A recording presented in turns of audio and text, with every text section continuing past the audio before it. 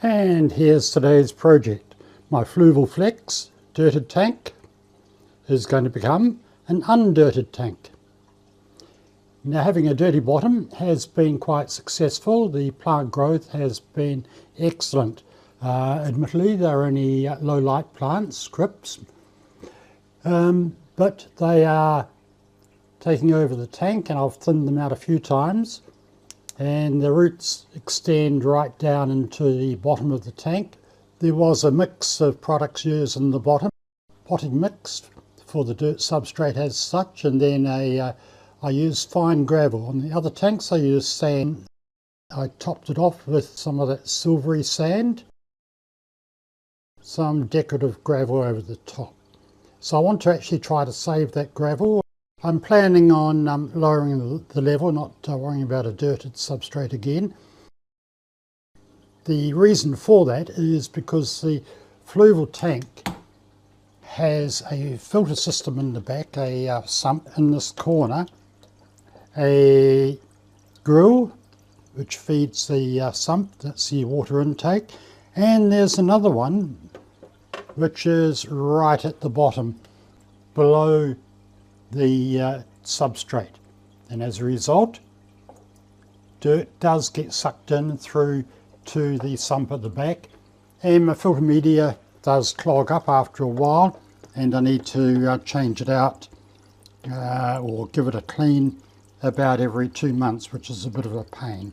Normally I could leave that in my other tanks, for example, for 3 or 4 months. So the first step, make sure I turn the power off. You'll note that I've got the heater in the main body of the tank rather than the back compartment. That's because when the water level drops down below this grill, there's the possibility that the pump could pump out the water from the back into the main part if it's not getting through the filter at the bottom. So I've drained some of the water into a bucket, and that'll be the home for the cories. Let's just see if I can catch them with one hand. Where are they? Where's my camera pointing?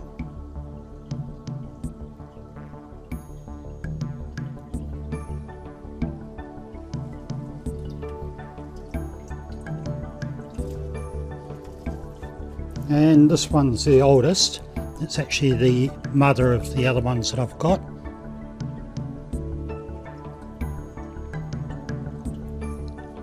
Now these, the mother didn't have barbels around its mouth, and as a result the babies didn't either.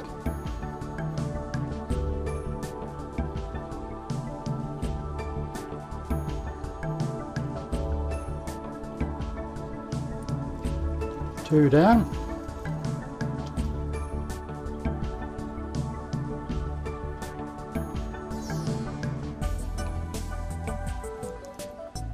There's number 3.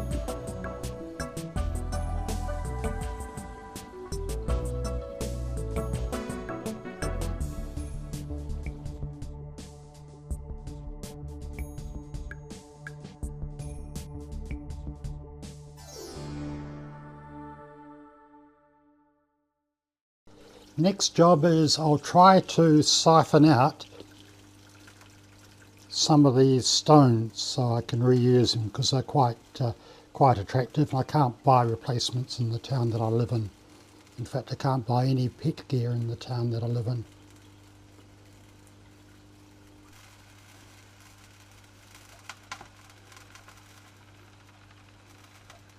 This is working okay. I'm getting most of the attractive gravel out. It will get some of the black gravel that I've got in there, but I can clean it once I've got it out in the bucket. Well, that's what I've got so far. It just needs a rinse out, and I can reuse that. And I've got quite a lot out of there, so it's a good start. I'll get the plants out and then get the rest of the substrate, and I'll give that a good sift and clean and see what I can end up with. I won't be reusing all of these plants. I'm looking at having a 2 levels. In the front corner here will be a low level, so just so there's a bit of room I can see the fish.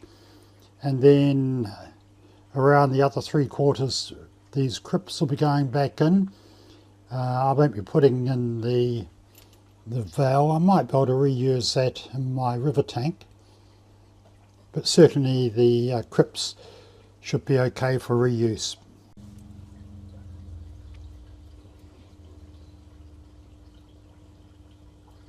These will have very good root systems. They just don't want to come out. It's just a mat under there, I can feel it. Mat of roots.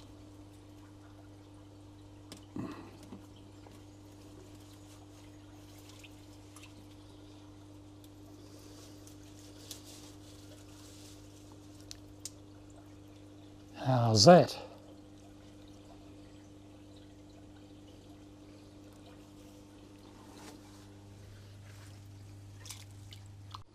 Right, let's see what I can find. That's the standard Fluval sponge filter. I might just put that in there for now. Here I've got some sponges which sit at the top. And that was some lava rock. You can see how dirty it is, but that's just superficial. It'll wash off. Another bag, this one's got pumice.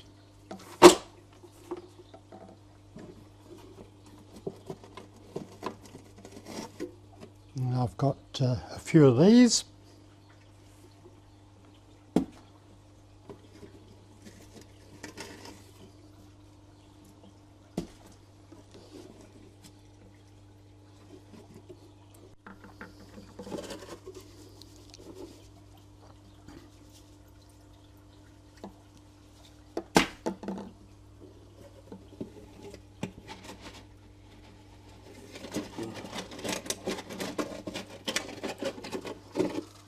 Some of that ceramic type material.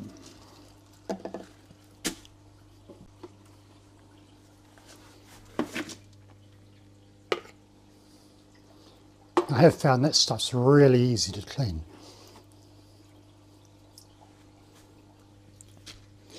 Now, in here you can see a piece of glass that I'd put in there to seal off that bottom grill,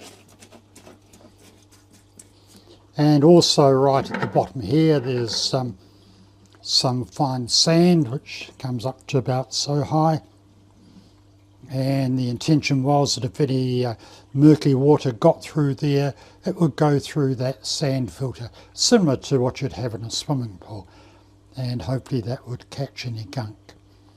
But really most of the gunk was just coming through the top. It was just in the water to begin with. Okay, we've now got one reasonably clean tank, ready for the next step. Well, it's a bit of a long job rinsing out the gravel. Now, I've sieved out this lot, so it's mainly just the gravel, free of the sand and the dirt. So that'll go at the front.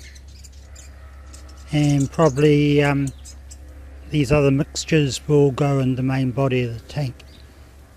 I'll leave a bit of dirt in them just to help with the plant growth. So we'll do a bit of planning. Now, I'm just putting this in to hold in place a couple of rocks that I've got planned. So I'm thinking this plant part here will be the low level, and the higher level will be the rest of it, which will have the crypts growing. Well, this is what I've come up with so far. The rocks in the foreground allow me to have a shallower substrate here, and also in front of the grill, whereas this corner here can be quite deep, perhaps sloping from the front of the tank to the back.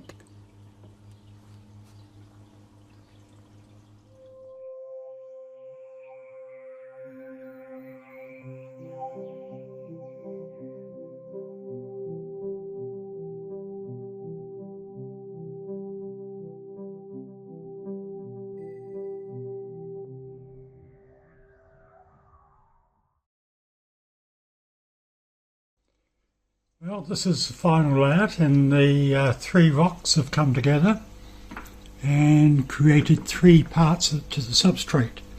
The small piece in the corner in front of the inlet will have the valve that I've got there. Should stop all the runners from spreading around the tank too much. Have to decide what fish to put in there. Still got the original cories.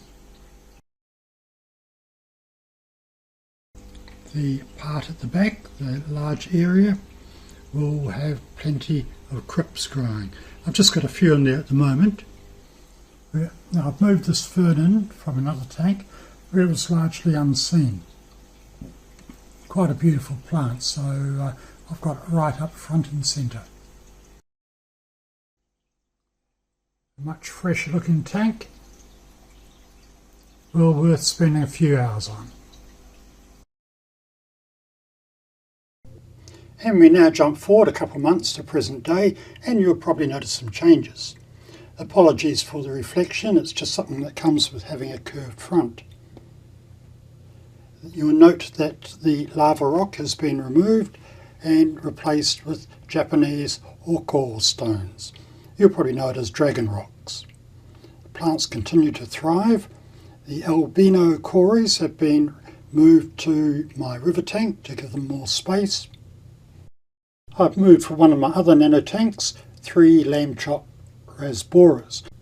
Plus we've added a couple of Asian stone catfish or anchor catfish. 2 anchor fish. Okay, so just let them sit on that one, yeah, and the water will acclimatise, and just let it go, the bag will float there. And what else have we got? Woolly loaches. Looks like all 4 in there. Whoa. Yeah. Are they trying to get to the dark? Yeah. They're just scared because they've been in dark and now it's suddenly bright and they're getting shaken. And this one? And this one. This one. Yep.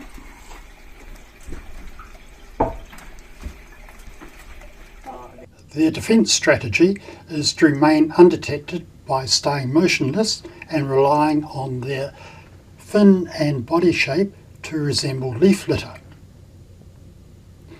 They're also very good at emulating the ostrich trick of burying its head in the sand. That way it cannot be seen. And you know how effective that is. After all, when was the last time you could see an ostrich in your backyard? So it's heads down. The light on my Flex has died completely, so I've removed it from the canopy and I'm relying on a smart light on the side. This I can adjust the temperature, colour and intensity, and I can just move it around to have shadows where I want. It proves very effective with the anchorfish, as the softer light means that they are active during the day, even though they are nocturnal. This nano has been fitted with a Hygge type light, which means for the first time I'm able to get plants with some sort of reddishy bronze tones. Something I can't achieve in any of my other tanks, as they all have stock lights which are really only suited for low light plants. Thank you for dropping in. Let's close with another look at the anchor catfish.